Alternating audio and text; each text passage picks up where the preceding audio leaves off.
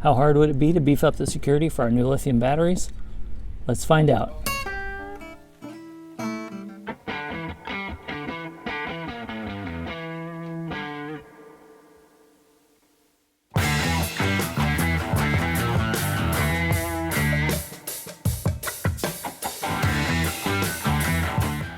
I recently built lithium batteries from scratch for our travel trailer, and I built this custom battery box for them using this excellent hard case.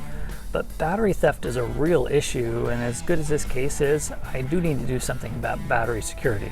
The case already does have these built-in holes for padlocks, but they'd only support really small shackles, and you could probably just cut through these plastic tabs pretty easily. So instead, I'm going to make an external security strap that's inspired by a creation that was posted to YouTube a few years ago.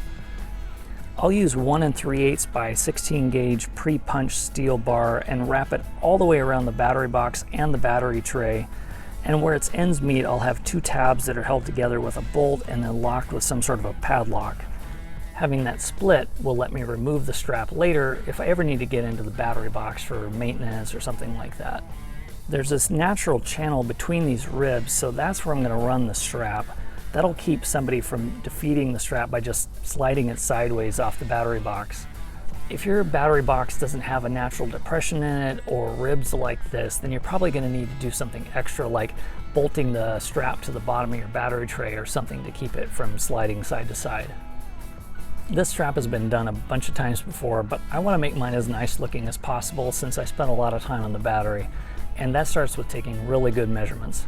I'll measure every angle around the outside of the box with this angle gauge, and then measure every distance between those angles, imagining where the corner of each of those bends will be.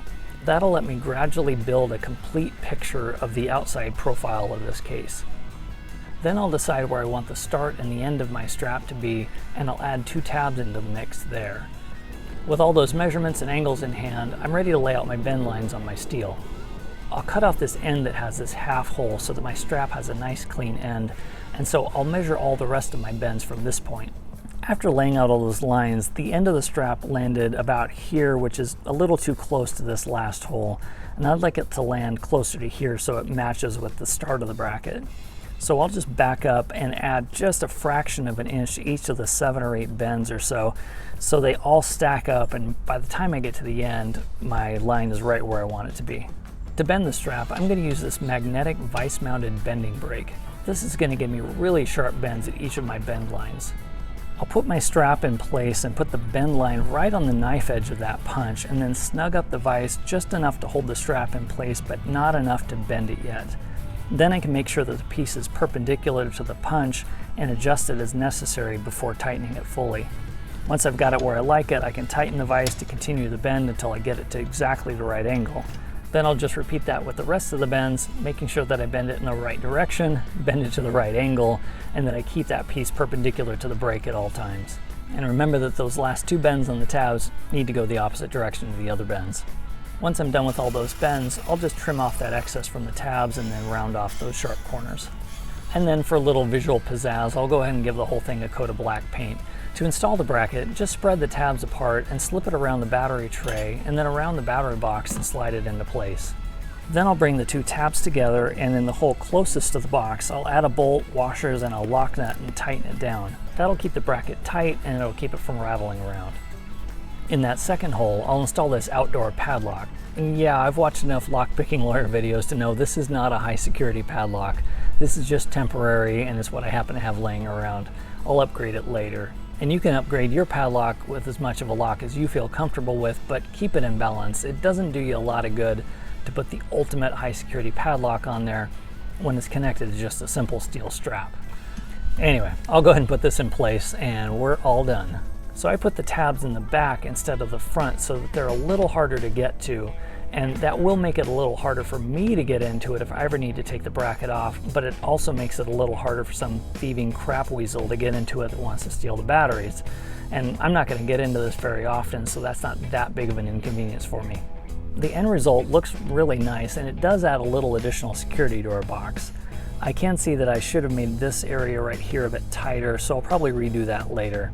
Total cost was less than $10, not including the lock, and it took only about 30 minutes to finish. Is this the ultimate in battery security? No, but that's not what it's supposed to be. What it is something that's practical for just about anybody to build. What we're trying to do with this strap is not stop everybody. We're just trying to slow down a would-be attacker so that it's a little harder for them to silently steal these batteries as a matter of easy opportunity. And anything that we design to secure our batteries is going to be a compromise between security that we want, complexity, cost, and weight. And if we only focus on ultimate security, then chances are one of those other things is going to get out of hand. Doing it this way also lets me try out one possible solution and then come up with ideas for the next version without going all in on my first idea. I think there are some pretty obvious and easy upgrades we can make to the next version of this, like switching to a thicker, non-perforated steel, or maybe even some other type of metal that's more resistant to cutting attacks. And then of course I could throw on a better padlock, but keeping it still in balance with the overall level of security. And I think a big one also would be looking at how I could shroud that shackle so somebody can't just get in there with bolt cutters and snap the lock off. Of course, if you have ideas for how you'd secure your batteries, or how I should improve the next version of this design, let me know in the comments below. And I'll be back again before too long with more videos about upgrades, tips, and different projects. Until then, thanks for watching. I'll see you soon.